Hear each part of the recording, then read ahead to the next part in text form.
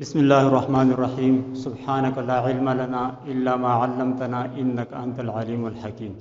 د هاؤس آف وزډم د پلیټفارم نه د اردو ګرامر د نوي لیکچر سره زیم اکبر بادشاہ. په تیر شوي لیکچر کې منګه د مرکب ناقص ذکر کړو، لیکن په دې باندې پوره خبره منګه نه وکړي. دا هغې سره منګه جمله ذکر کړو، جملې باندې منګه پوره لیکچر ورکړو، او مرکب ناقص چې دی دا اسې ضمني منګه بیان کړو. په دې لیکچر کې منګه د مرکب ناقص باندې لږ خبره کوو چې مرکب ناقص څه ته وایي او د دې پہچان څه دی. دا به منګه څنګه پیژنو چې دا مرکب ناقص دی. د دې په مقابله کې ما جمله دلته لیکله، په دې باندې یو لیکچر شو دی، لیکن دې دپاره مې لیکله چې د دې دواړو موازنه نو دا دواړه په اسانۍ سره منګه په دې باندې پوهېدی شو. دې د وجې نه ما جمله هم لیکله او مرکب ناقص مې هم لیکلی. مرکب ناقص او په مرکب په جملې کې څه فرق دی، په کلام تام کې څه فرق دی. په دې کې فرق دا دی د مرکب ناقص څنګه چې د نوم نه ظاهر دی. مرکب ناقص د الفاظو داسې مجموعه چې په هغې باندې اورېدو والا نه پوهېږي، پوره مطلب په هغې باندې نه پوهېږي، بلکې نیمګړې خبره وي او په هغې باندې پوره خبره نه وي. او د دې په مقابله کې چې جمله ده یا کلام تام دی، نو هغه داسې د الفاظو مجموعه ده چې اورېدو والا په هغې باندې پوره پوهه شي. نو په دې دواړو کې دا فرق دی. مرکب ناقص ته کلام ناقص هم وایي. کلام دا اکثر په دې ایم سی کیوز کې بیا په دې نوم باندې راشي. نو موږ له پکار ده چې لکه موږ د دې دا نومونه هم یاد ساتو. مرکب ناقص یي یا کلام ناقص. کلام ناقص هم دغه مطلب دی.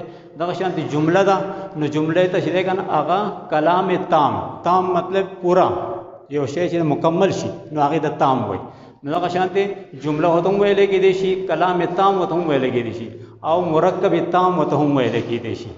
نو د دې دا نومونه دا چې زموږ په ذهن کې په جملې کې چې دی مخې ته بیا لاړ شو، نو بیا څه دی، یو پکې اسمیه ده او یوه فعلیه. د جملې دوه قسمونه دي، یو اسمیه او یو فعلیه. دا قسمونه ما ځکه لیکلي چې اکثر زموږ په ذهن کې دی چې جمله نو په هغې کې به فاعل به پکې ضروري، مفعول به پکې ضروري، فعل به پکې ضروري. حالانکې داسې نه ده. جمله چې ده هغه چې کله فعلیه نو بیا به پکې فاعل هم وي، فعل به پکې هم وي، مفعول به پکې هم وي. او کېدای شي چې فاعلي او صرف فعلي مفعول نه وي. لیکن تب هغه صورت کې چې جمله فعلیه او فعلیه پہچان څه دی. پہلے فعلیه جمله موږ څنګه پیژنو؟ په جملې کې به ذکر شوی فعل به پکې راغلی، یو کار به پکې شوی. نو چې کله جمله فعلیه نو هغې کې به فاعلي، فعل به مفعول به. څنګه چې موږ دا دلته لیکلی اکرم کرکٹ کھیلتا ہے، په دې کې یو کار شو دی، لہٰذا دا جمله دا فعلیه ده، اکرم کرکٹ کھیلتا ہے. بیا که جمله اسمیه نو په هغې کې به فاعل نه وي، پای کې به مفعول هم نه وي، پای کې به فعل هم نه وي. د هغې تقریبا ټول اجزا به د هغې مختلفي. په اسمیه کې به صحیح، په اسمیه کې به مبتدا، خبر او فعل ناقص. اکرم چالاک ہے، د جملې نه صفا پته چلیږي چې په دې جملې کې څه کار نه دی شوی، دا اکرم په باره کې څه ذکر شو دی. لہذا دا اکرم چې دی دا مبتدا شو، او دا باقي چې دی دا خبر دی، دا خبر دی. او په آخر کې چې دا فعل ناقص دی. فعل ناقص مبارک زه دا یو څو فعل ناقص ما لیکل دي، د دې موږ مخکې ذکر نه دی کړی. دا ہے، ہیں، ہو یا ہوں، یا په ماضی کې چې څنګه موږ تھا، تھے، تھی یا تھیں، دا تمام الفاظ دي دا هم فعل دی، فعل. لیکن دې ته وایي فعل ناقص.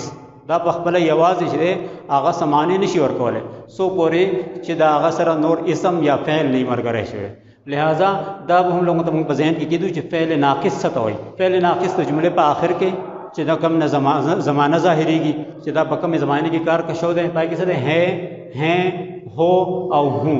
یا دغه شانتې دا په ماضي کې دي، یا دغه شانتې په آخر کې په مستقبل کې چې کم الفاظ باندې جمله ختمېږي نو هغه ټول چې دي هغه فاعل دي، فعل دي، فعل دي، لیکن فعل ناقص دي. فعل ناقص دی ته ویلی کېدی شي. نو دا خبره دې موږ په ذهن کې ساتو چې جمله اسمیه او جمله فعلیه د دې دواړو چې موږ په ذهن کې جدا جدای.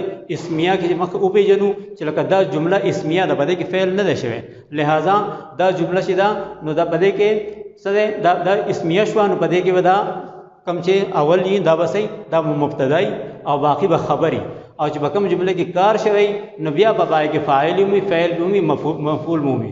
اوس موږ راشي لږ خپل دغه طرف ته فعل ناقص طرف ته. نن زمونږ اهم موضوع ده د فعل ناقص، دې ته کلام ناقص هم وایي. دا موږ مخکې ذکر وکړو کلام ناقص او دا رغي دا د الفاظ مجموعه ده، دا الفاظ مجموعه ده، لیکن دسی دا چې د دې باندې پوره خبره نه ده، دا نیمګړې خبرې دا ما لیکل دی کې دا ټول نیمګړې خبرې دي، نیمه خبرې دي. الفاظ کا ایسا مجموعہ جس سے سننے والوں کو پورا مطلب حاصل نہ ہو اس کو فعل ناقص کہتے ہیں یا مرکب، اس کو مرکب ناقص کہتے ہیں یا کلام ناقص کہتے ہیں. مرکب ناقص یا کلام ناقص کہتے ہیں کس کو؟ ایسا مجموعہ جس سے سننے والوں کو پورا مطلب حاصل نہ ہو، اور جس سے سننے والوں کو پورا مطلب حاصل ہو اس کو جملہ کہتے ہیں یا کلام تام کہتے ہیں یا مرکب تام کہتے ہیں. یہ جو ہے نا ہم اپنے ذہن میں رکھیں. دا یو سو مرکب ناقص ما لیکل لی او بیا مې دلته کې دا قسمونه هم لیکل دي. وس یو سو الفاظ مرګري شي او هغه د هغې نه یو مرکب جوړ شي، هغې ته وایي مرکب اضافي. مرکب اضافي دې ته ولې وایي؟ مرکب اضافي ځکه وایي چې دا مرکب د دې حروف په مدد سره جوړ شوی دی، یا وکې کا استعمال شوی یا کی یا کې یا زیر یا حمزه، دا چې کله استعمال شي نو هغه مرکب ته وایو منګه مرکب اضافي. او دا هغې مثال دا دی اسلم کی کتاب، اسلم کی کتاب، دا کتاب کو اوس دلته کې مذکر وی نو بیا دلته کې راغلی کا، اوس لکه داسې وی که نه اسلم او دلته کې لیکلی وی گھر نو بیا موږ دلته وی اسلم کا گھر. لہذا دې ته موږ مرکب اضافي ځکه وایو چې په دې کې کی استعمال شوی دی او کی چې دی دا حروف اضافت دی. حروف اضافت دا دي دا منګي اساس وي کا کی کې زیر او حمزه د دې په ذریعه کوم الفاظ جمع شي نو هغه ته موږ وایو دا مرکب اضافي دی. بیا دویم مثال مرکب توصیفی، د دې نوم څنګه چې نوم نه ظاهريږي صفت یا پکې اچھائی برائی بیان شي یا برائی بیان شي. ایسے الفاظ کا مجموعہ جس میں اچھائی یا برائی بیان ہوئی ہو اس کو کہتے ہیں مرکب توصیفی. دې مرکب توصیفی ته جو منګه مرکب توصیفی ځکه وایو چې په دې کې د سشي یا پکې خواله بیان شوی یا پکې داغه بد بیان شوی. نو په دې کې څه دی؟ اچھا موسم. دې ته منګه مرکب اضافي مرکب توصیفی وو ته ځکه وایو چې په دې کې د موسم په باره کې ذکر شو دی اچھا موسم. دغه شانتي دریم مثال دی مرکب عطفی. مرکب عطفی چې دی هغه د دسې الفاظ دسې اسمونه دسې اسم یا دسې فعلونه چې هغه د دې حروف عطف په وجه باندې یو ځای شوي مرکب ترخ شوی نو هغې ته موږ وایو مرکب عطفي. دا یو مثال ما لیکلی دین و دنیا په میانځ کې واو استعمال شو دی او واو چې دی دا مرکب عطفي دی ځکه دې ته موږ وایو مرکب عطفي. او حروف عطفي کم یو دي اور واو یا دا حروف عطفی دي. د دې په ذریعه باندې چې کوم الفاظ را جمع شي مرکب جوړ شي هغې ته موږ وایو مرکب عطفي. دغه شانتې یو دی مرکب عددي، څنګه چې نوم نه ظاهر دی عادت په کوم چې کې عادت استعمال شوی 5 10 15 20 25 یا 1000 یا لاکھ داسې تعداد پکې استعمال شوی د هغې په ذریعه سره مرکب راغ شوی نو هغې ته موږ وایو مرکب عددي.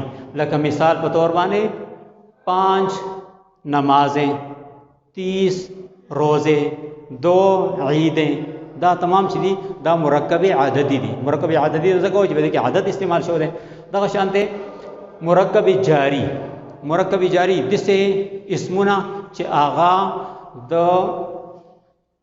حروف جار د حروف جار په ذریعه سره یو ځای شوي نو هغې ته موږ وایو چې دا حروف دا مرکب جاری دی. څنګه چې مثال په طور کراچی سے لاہور، دا سے چې دی د دې په ذریعه سره دا کراچی او لاہور دا مرکب جوړ شو دی. لہذا دا چې دی مرکب جاری شو. او په دې کې مرکب جاری حروف جاری کوم یو دي میں سے کو پر تک. په نن لیکچر کې موږ دا خبره واضح کړه چې لکه جمله څه ته وایي او مرکب ناقص څه ته وایي. مرکب ناقص دویم نوم چې دی هغه کلام ناقص دی او جملې ته کلام تام هم ویلی شي او مرکب تام هم ویلی شي. د دې تعریف چې هغه موږ په اسانۍ سره کولی شو. دغه شانته په جملې قسمونه موږ به یاد ساتو، اسمیه او فعلیه. د دې قسمونه یاد ساتل ځکه ضروری دي چې بیا د دې اجزا مختلف شي. په اسمیه کې چې دی هغه بیا فعل فاعل مفعول نه وي. دغه شانته په فعلیه کې بیا مبتدا خبر او فعل ناقص نه وي، بلکې دا جدا اجزا دي، دا جدا اجزا دي. لہذا به دې موږ ځان پوهه کو. د دې سره سره څنګه چې موږ د ایم سی کیوز یو سلسله جاری کړل ده چې موږ په یو لیکچر کې تاسو ته ایم سی کیوز ډسپلی کو، تاسو د هغې نه سکرین شاټ واخلئ او تاسو هغه وګورئ او په خپل لحاظ سره هغه بیا حل کړئ. په بل لیکچر کې بیا موږ په هغې باندې لږ ته تفصیلي خبره هم کوو او هغه ایم سی کیوز حل کوو هم.